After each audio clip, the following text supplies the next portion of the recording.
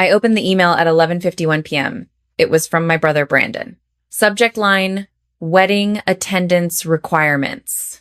Inside was a list of 5 conditions I had to meet to be allowed at his perfect weekend, culminating in a demand that I sign over my remaining inheritance rights to his newly formed wedding limited liability company. I didn't cry. I didn't ask why. I just opened a new folder on my desktop and started archiving the evidence.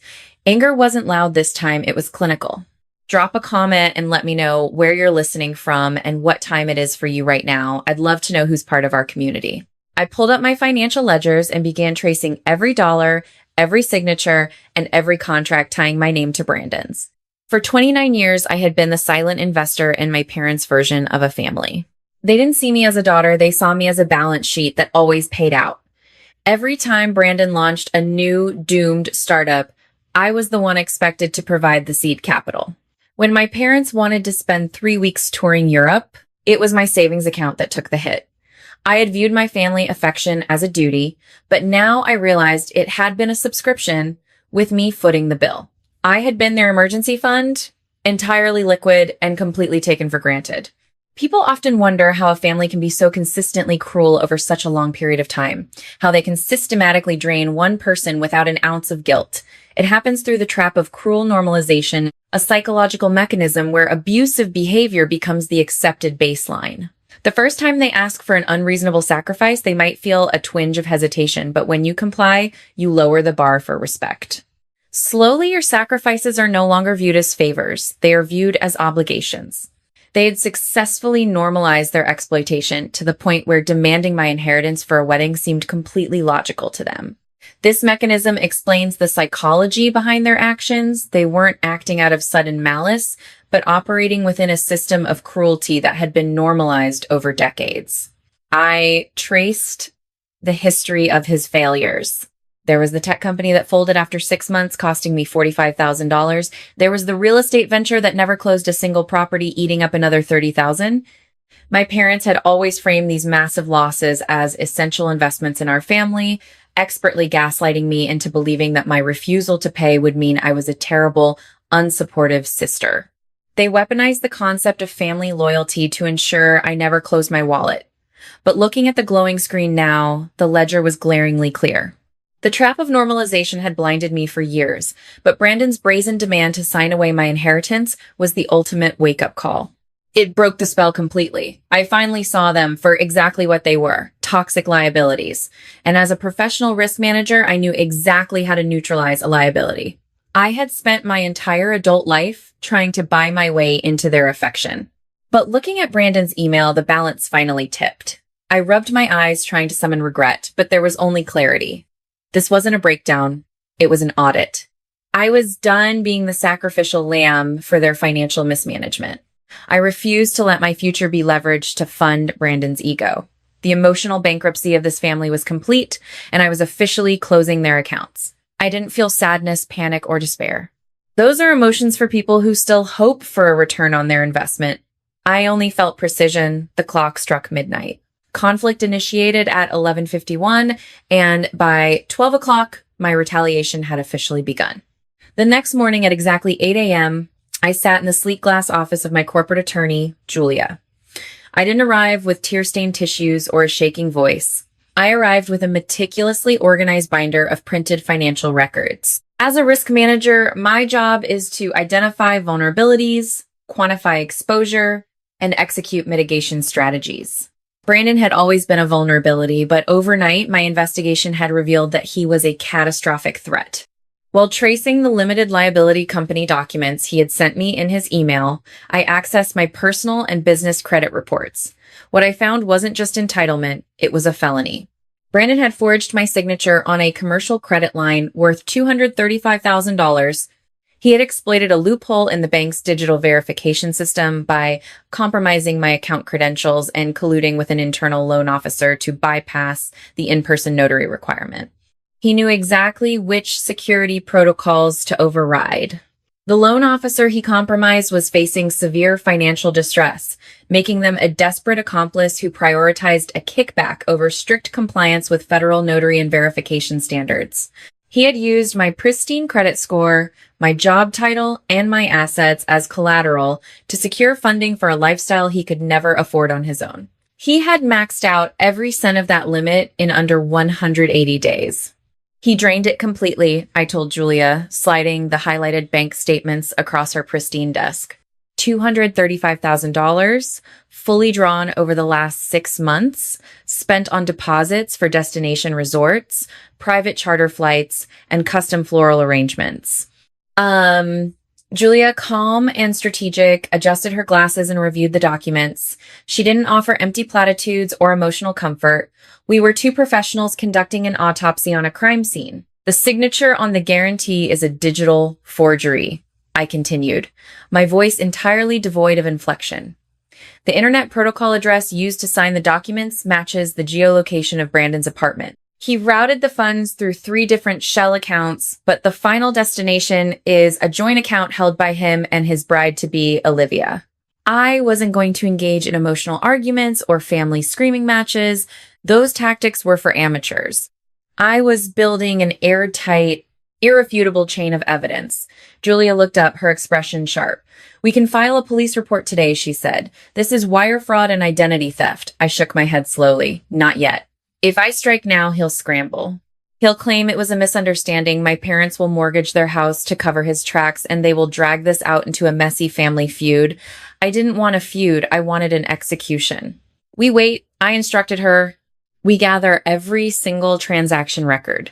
We secure affidavits from the bank. We prepare the civil suit and draft the criminal referral for the district attorney, but we keep it sealed. I wanted him completely oblivious, entirely confident in his perceived dominance. He believed I was just his quiet, compliant sister who would eventually cave to his demands. He was operating under the assumption that our familial ties would shield him from the law. My goal was to let him walk directly into the trap he had built for himself. I walked out of Julia's office into the bright morning sun. The air felt crisp. This wasn't revenge. It was accounting. By Thursday afternoon, my silence had made Brandon nervous. He was used to my immediate compliance, or at least a predictable argument that he could easily win by playing the victim. When I didn't respond to his email outlining the attendance demands, he resorted to his favorite tactic, escalation and gaslighting. My phone buzzed with an incoming call from him. I answered it on the second ring, my fingers simultaneously pressing the record button on my secondary device. Maya, what is your problem? His voice barked through the speaker. The wedding isn't exactly 2 weeks. The lawyers need that inheritance release signed by tomorrow, or you're out. Are you deliberately trying to sabotage my perfect weekend? I kept my voice flat, giving him absolutely nothing to work with. I am reviewing the documentation. There's nothing to review, he snapped. It's a simple release. Mom and Dad agree that it's the right thing to do. You already have a great job. Olivia and I need that safety net to start our lives. Why are you always so selfish? I didn't react. His words, which once would have sent me into a spiral of guilt, now just sounded like the desperate flailing of a terrible investment. When he realized his direct assault wasn't working, he brought in the heavy artillery. Less than an hour later, my parents initiated a conference call. Maya, we are extremely disappointed in your lack of family loyalty, my mother began, her tone dripping with manufactured exhaustion. Your brother is under an immense amount of stress. Olivia's family is contributing significantly to this wedding, and the least you can do is sign that piece of paper to show your support. He is demanding I sign away my future, I replied calmly. You're being dramatic, my father interjected. It's just money, Maya. Family is more important. You have always been so difficult, always keeping score. Brandon needs this to secure his standing with Olivia's family. Her father is a very important man, and Brandon cannot look like he comes from a fractured home. If you ruin this for him, you will break your mother's heart and destroy your brother's future. They were completely unable to process the reality of his criminal behavior, instead choosing to frame his felony as a misunderstood business error that I was duty-bound to fix. They weren't shocked by what they were asking me to do. They were shocked that I had stopped playing along. They spent the next 20 minutes berating me, lecturing me on the virtues of sacrifice and the ungratefulness of my character. I listened to every word, letting their toxic normalization wash over me.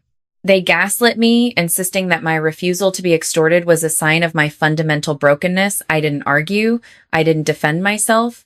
I just let the recorder capture every single threat, every emotional manipulation, and every attempt at extortion. I understand, I said, finally, cutting through their barrage of insults. I'll see you at the wedding. I hung up the phone. I had what I needed. They had fully committed to their narrative, blinding themselves to the reality of the situation. They thought they had won. They thought they had bullied me into submission. But they had no idea that they were simply providing the final pieces of evidence for their own destruction. The final piece of the puzzle fell into place 2 days before the wedding. Julia called me on my secure line, her usually composed voice carrying a trace of genuine urgency. Maya, you need to come to the office immediately. We found something else. Something much worse. I was at her desk within 20 minutes. Julia turned her monitor toward me. The $235,000 credit line was just a symptom. The disease was terminal. My brother hadn't just used my name to fund his extravagant lifestyle and wedding expenses. He had entangled me in a massive, systematic financial scam directly involving Olivia's family business. Olivia's father owned a massive regional supply chain logistics company. According to the documents Julia's forensic accountant had unearthed, Brandon had set up a phantom vendor account under my name and my social security number. The forensic audit wasn't just limited to my own accounts. We cross-referenced all tax filings and vendor payments linked to my social security number, which flagged an anomaly in the supply chain database of Olivia's father's logistics company. It was a digital breadcrumb trail that led straight to Brandon's shell accounts. For the past 14 months, Brandon had been funneling fake invoices through Olivia's father's company, routing payments for imaginary consulting services, fabricated shipping logistics, and non-existent warehouse fees. The payments were routed directly into the shell accounts Brandon had created using my forged signature. The total amount embezzled from his future father-in-law's company is over $800,000, Julia explained, pointing to the highlighted columns on the screen. He's using the stolen funds to pay for the wedding, the new house, and to present himself as a wealthy, successful partner to Olivia's family. And he's using you as the fall guy. The room felt suddenly very cold. This wasn't just a family dispute over a forged credit line anymore. This was a federal crime. If the Internal Revenue Service or the Federal Bureau of Investigation audited Olivia's father's company, the paper trail would lead directly to my doorstep. I would be the one facing federal fraud and embezzlement charges, while Brandon walked away clean. He had literally built a trapdoor under my life, ready to pull the lever the second he was in danger. The sheer sociopathy of his plan was breathtaking. He wasn't just stealing from me. He was perfectly willing to send me to federal prison to fund his wedding cake. I rubbed my eyes trying to summon regret, but there was only clarity. This wasn't a breakdown. It was a balance sheet, and Brandon's liabilities had just exceeded his assets. What is our exposure? I asked Julia, my voice glacial. If we go to the authorities right now, we can prove you are a victim of identity theft, she said. But the blowback will be massive. I don't care about blowback, I replied. I want the documentation formatted into a presentation. I want the wire transfers, the forged signatures, and the phantom vendor invoices cross-referenced and highlighted. I wasn't just going to quietly hand this over to the police. Brandon wanted to use this wedding to cement his status, to prove to everyone how important and powerful he was. I was going to give him exactly what he wanted. I was going to make sure every single person in his life saw the true architect of his success. The retaliation was ready. The Scottsdale Resort was an oasis of desert luxury, draped in white silk and overflowing with imported orchids. Olivia's family had spared no expense, completely unaware that they were essentially funding their own robbery. I arrived at the welcome reception on Friday evening, dressed in an immaculate black suit. My parents glared at me, clearly displeased that I wasn't wearing an appropriately celebratory gown, but I wasn't there to celebrate. I was there to execute a liquidation. The reception was held in the grand ballroom.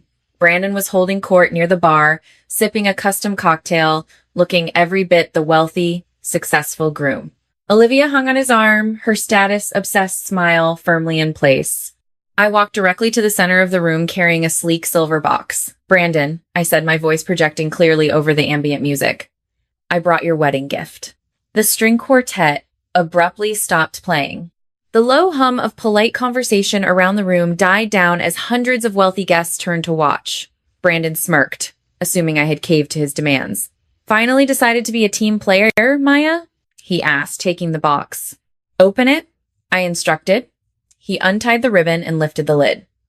Inside wasn't a signed inheritance release. It was a stack of legal documents and a high-definition projector synced to my tablet. Before he could react, I pressed a button on my screen.